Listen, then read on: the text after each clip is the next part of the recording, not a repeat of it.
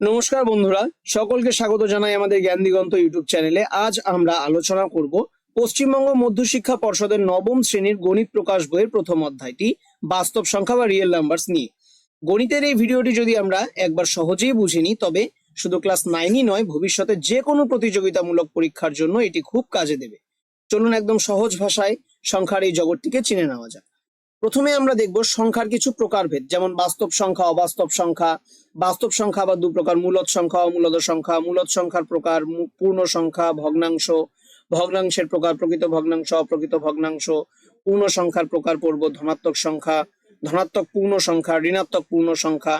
ধনাত্মক পূর্ণ সংখ্যা আবার দু প্রকার, প্রাকৃতিক সংখ্যা, শূন্য ইত্যাদি ব্যাপার নিয়ে আমরা আজকে আলোচনা করব। তো সবার প্রথমে আমরা দেখব স্বাভাবিক সংখ্যা কাকে বলে।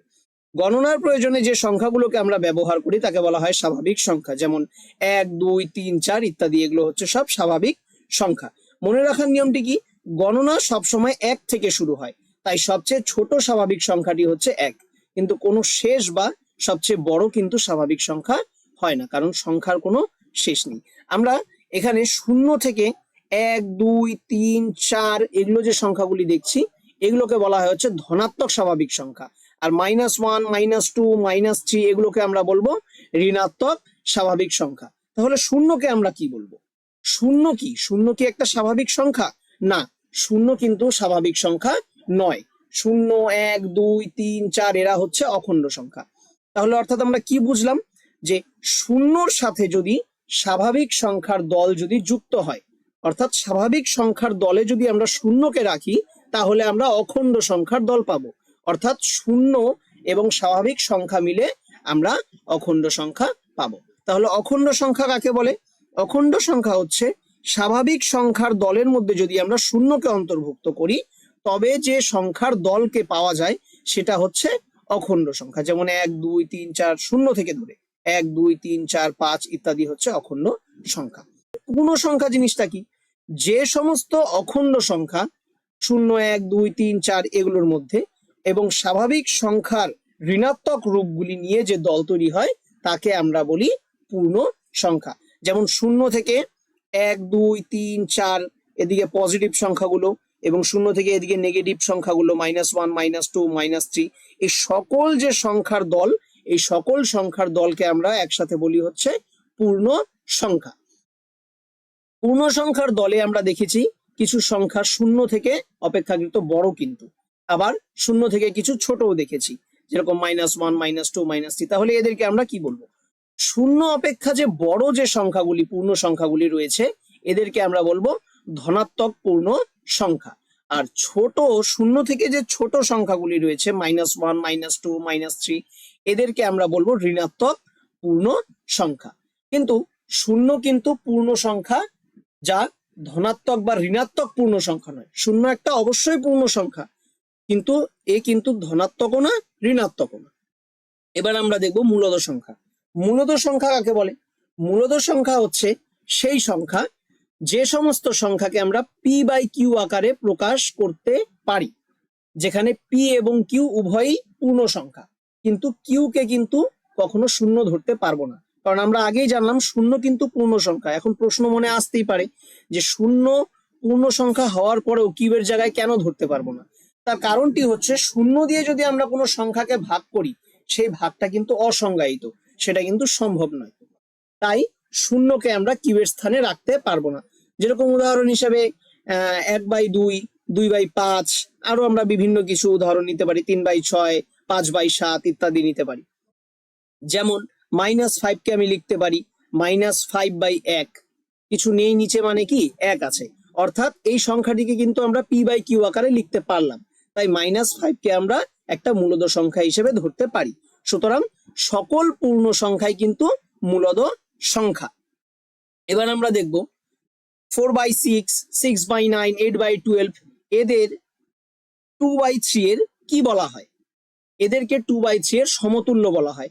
তার কারণ একটা এক্সাম্পল হিসেবে দেখি, যে 8/12 আমরা উদাহরণের মধ্যে নিয়েছি।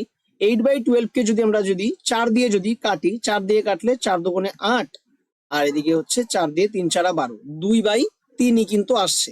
2/3 যদি আসে, তাহলে আমরা এই 8/12 কে 2/3 এর কি বলবো? সমতুল্য বলবো। তাহলে যে এখানে 4/6, 6/9, 8/12 ভগ্নাংশগুলিকে 2/3 এর সমতুল্য সংখ্যা বলে। তার কারণ হচ্ছে এই সংখ্যাগুলি 2/3 এর অনুপাতেই কিন্তু রয়েছে প্রত্যেকটি সংখ্যা। এবার দেখব অমূলদ সংখ্যা। অমূলদ সংখ্যা হচ্ছে যে সমস্ত সংখ্যাকে আমরা p/q আকারে প্রকাশ করতে পারবো না। চেনার উপায়, যে সমস্ত ধনাত্মক সংখ্যার পূর্ণ বর্গমূল বা ঘনমূল করা যায় না তারা হচ্ছে অমূলদ সংখ্যা। যেরকম √2, √3, √5 এগুলো হচ্ছে সব অমূলদ সংখ্যা। এবার দেখব দশমিক বিস্তার। মূলদ সংখ্যা ও অমূলদ সংখ্যাকে দশমিকের মাধ্যমে চেনার উপায় আমরা দেখব। প্রথমে দেখব সসীম দশমিক। ভাগ করলে এক সময় মিলে যায় এই সংখ্যাটি, অর্থাৎ কিউ এর মৌলিক উৎপাদকে কেবলমাত্র 2 এবং 5 থাকবে। যেমন 1/2 এর সমান সমান 0.5, এটি একটি মূলদ সংখ্যা। আমরা যদি 2 দিয়ে আমরা যদি 1 কে যদি ভাগ করি, তাহলে 0 দিয়ে দশমিক বসালে একটা 0 আমি 1 এর পাশে নিতে পারবো। তারপর 5 বারে 5 দুগুণে 10। দেখো সংখ্যাটি একটা সময় গিয়ে কিন্তু মিলে গেল। তাহলে একে আমরা বলবো সসীম দশমিক, যেটি একটা সময় এসে সম্পূর্ণ মিলে যাবে। এবার আমরা দেখব অসীম আবৃত্ত দশমিক, যেটা হচ্ছে ভাগ মিলবে না কিন্তু দশমিকের পর একই সংখ্যা বারবার আবৃত্ত হয়ে আবার ফিরে আসবে। যেমন 0.333 এরকম করে চলতে থাকবে, এটাকে আমরা 0.3ও বলতে পারি। এটিও কিন্তু একটি মূলদ সংখ্যা। যেমন 3 দিয়ে যদি আমরা 1 কে ভাগ করি, 0 দিয়ে এখানে দশমিক নিব, তারপরে এখানে 0 নিব, তারপরে 3 তিরিক্ষে 9, তারপরে আবার 1 ভাগশেষ থাকবে, আবার দশমিকের জন্য একটা 0 নিব, এভাবে 3 3 3 3 করে কিন্তু চলতে থাকবে।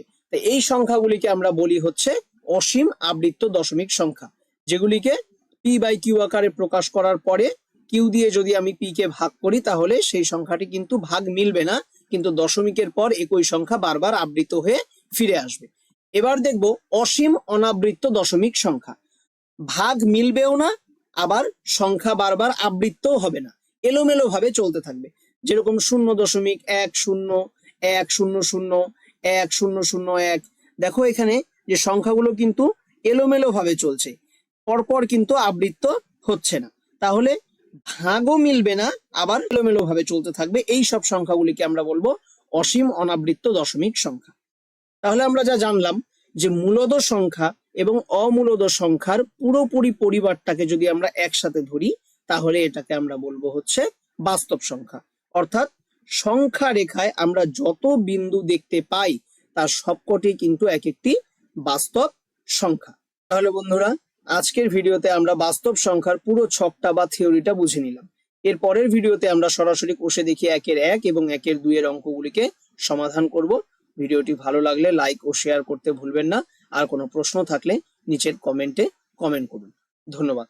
আর চ্যানেলটিকে যদি ভালো লাগে, ভিডিওটি যদি ভালো লাগে, অবশ্যই সাবস্ক্রাইব করবে এবং ফলো করে পাশে থাকবেন।